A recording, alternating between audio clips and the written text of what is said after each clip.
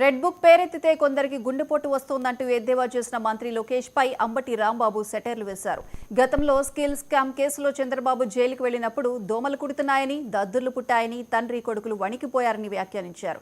ఇప్పుడు నాని పెద్దిరెడ్డి గురించి మాట్లాడుతున్నారని మండిపడ్డారు. అంత అహం పనికిరాదు లోకేష్ రాజా అని పేర్కొన్నారు. ముందుంది ముసళ్ల పండగ అంటూ ఎద్దేవా చేశారు. అవినీతిగా పని అధికారంలోకి వచ్చిన దగ్గర నుంచి అవినీతి తప్ప రెండో పనే లేదు.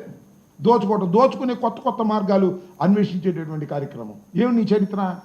హైదరాబాద్ టక్కన దొరికిపోయావే, క్యాష్ ఇస్తా ఎమ్మెల్సీకి. ఇవాళ ఈ దేశంలో, భారతదేశంలో ఆంధ్రప్రదేశ్ అంత ఎక్కువ ఖర్చు ఎన్నికలకు అవుతుంది అంటే చంద్రబాబు నాయుడు దానికి కారణం. ఆయన డబ్బులు దోచుకోవడం, జనానికి పంచడం, ఎన్నికల్లోకి వెళ్ళటం అనేటువంటి ఒక దుష్ట సాంప్రదాయాన్ని అతి వేగంగా తీసుకొచ్చినటువంటి వ్యక్తి నారా చంద్రబాబు నాయుడు గారు అనేది ఈ సందర్భంగా నేను మనవి చేస్తున్నాను. సరే, చంద్రబాబు నాయుడు గారు ఎట్లా ఉంటే వాళ్ళ అబ్బాయి ఉండడం ఇంకో ఆయన లోకేష్ గారు.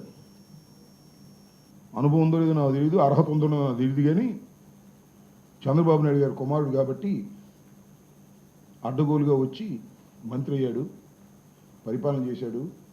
డామును మునిగిపోయింది, ప్రభుత్వం పడిపోయింది. మళ్ళీ మంగళగిరిలో గెలిచాడు. మొన్న గాలిలో 3 జెండాలు 4 జెండాలు పట్టుకోవటం వల్ల గెలిచాడు, మళ్ళీ మంత్రి అయ్యాడు.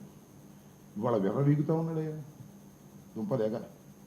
ఇవాళ చూసి నేను మాట్లాడుతాను, రెడ్ బుక్ ఎక్కడికి వెళ్ళినా రెడ్ బుక్ అంటే చర్చ జరుగుతూ ఉంది. బాగానే ఉంది. రెడ్ బుక్ చూస్తేనంట కొందరికి గుండె జబ్బు వస్తుందంట, కొందరేమో బాత్రూంలో పడి చేతులు ఎరగొట్టుకుంటున్నారంట. వ్యంగ్యం రాజా, భలే వ్యంగ్యం మాట్లాడతావు రాజా నువ్వు.